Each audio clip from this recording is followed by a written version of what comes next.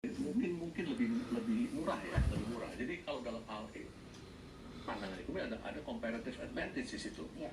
Tapi saya mengatakan bahwa tidak hanya dari segi itu. Ya, betul.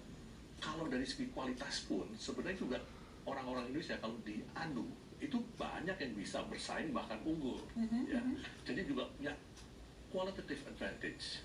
Jadi bukan hanya kompetitif tapi juga secara kualitatif dia juga punya keunggulan. Nah, ini kalau digabung dalam satu pasar yang diperbesar harusnya menjadi strong point Jadi kita. artinya ini masih teori nih harusnya, tapi Ya, kenyataannya kenyataan di bawah itu ada ya. Tinggal sekarang ini dikombine, diolah supaya itu menjadi kenyataan. Tapi modal dasarnya udah ada. Oke, modal dasar sudah ada. Sudah Nah, ada. sekarang kayaknya Pak psikolog punya tugas dong ya untuk kemudian mengolah, Ya. mengcombine itu tadi sehingga dia menjadi sesuatu yang betul-betul bisa bukan hanya potensi, menjadi real ya. Kalau Mas Mas Chandra menanggapinya tadi Mas itu, jadi saya kagum dengan bilang Bapak nggak enak. Mas Chandra menanggapinya bagaimana dari sisi psikologi? Ini pekerjaan bidang psikologi ini kelihatannya jadi tambah luas dan menembus batas-batas yang tadinya orang katakan nah ini bukan bidang psikologi. Ternyata enggak. Ya. Saya sebenarnya berprofesi sebagai psikolog itu mohon maaf nggak pernah, tapi saya lebih sebagai industrial psychologist. Sebelum saya masuk ke dunia pemasaran dan sebagainya. Jadi agak muter dikit ngomongnya karena begini, kita baru aware, baru sadar bahwa banyak sekali bidang-bidang yang memerlukan sentuhan ilmu psikologi yang selama ini dan sebelum ini tidak disadari orang.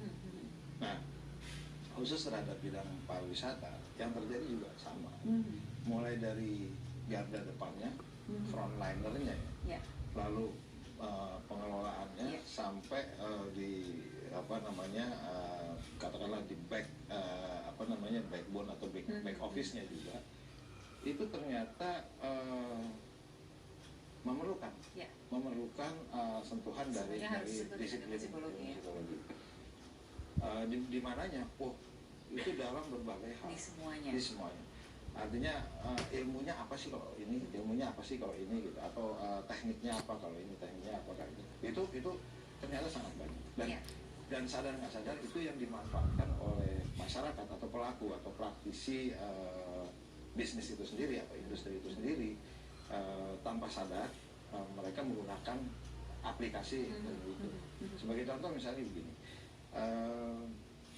di travel agent misalnya gitu atau di garda depan ketika kita mempromosikan pariwisata di Indonesia gitu. Bagaimana kita mengenali pasar kita, bagaimana kita menarik orang supaya tertarik ke dalam, ya itu sebenarnya sudah masuk di situ ilmu psikologi. Ya, untuk bisa mengenali pasar maka ilmu psikologi masuk di situ. Bagaimana kita tahu needs dan wants-nya segala macam.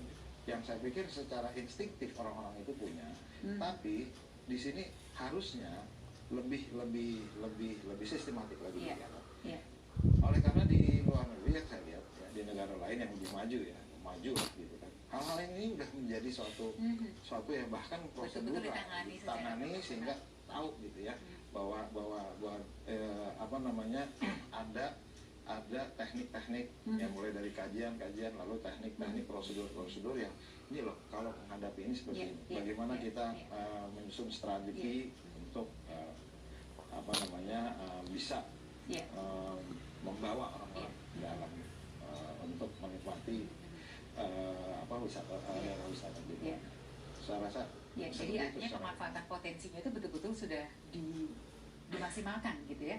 Jadi apakah itu kembali ya ke Mas Tito? Jadi apakah itu artinya bahwa selama ini Indonesia masih belum melakukan itu kalau dari kacamata Mas Tito? Menurut saya bukannya belum, mungkin belum cukup. Belum cukup. Karena aspek potensi tadi, ya, seperti saya setuju bahwa aspek potensi tadi memang harus ada pendekatan sistematis untuk mengasahnya sehingga itu menjadi kompetens. Iya, betul. Kompetensi yang memenuhi kebutuhan dan tuntutan dari industri.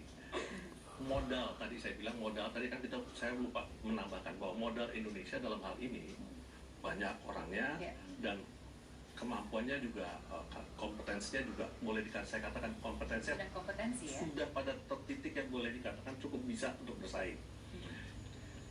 Saya setuju dengan Mas Tito tadi yang mengatakan bahwa memang inisiatifnya sudah dilakukan atau bukannya belum kok belum cukup, memang ya, artinya belum optimal karena hal-hal yang seperti ini seringkali tidak tersentuh di tingkat-tingkat atas gitu. Anggaplah ini seperti kita bicara smart, itu kan bagian dari service level, ya, bagian dari service level di industri jasa yang bagaimana potensi yang seperti tadi yang sifatnya budaya yang merupakan bawaan itu gitu kan, menjadi sesuatu yang produktif, bukan yang kontraproduktif. Karena senyum yang kontraproduktif banyak loh. Dizolimi tetap senyum. Berarti itu ya produktif ya. Jangan selalu senyum dalam setiap keadaan. Jadi harus menempatkan senyum pada tempatnya. Ya begitu kan. Jadi artinya kadang-kadang gitu, sehingga yang namanya bawaan itu kan akhirnya menjadi istilah kedokteran namanya anomali kongenital, kelainan bawaan. Baik, tampaknya kita harus mengelaborasi bagaimana memanfaatkan potensi yang baik ini betul-betul menjadi konstruktif, tidak menjadi destruktif. Ya mungkin tidak hanya cukup comes from the heart, tapi from the mind juga. Ada lebih kuat. Nah, untuk bisa mengelaborasi ini kita perlu waktu sebentar untuk berpikir. Supaya jawabannya lebih mantap, kita akan juga sebentar, Mas Tito, Mas Chandra, dan kemana-mana kita akan lanjutkan pembicaraan setelah yang berikut ini.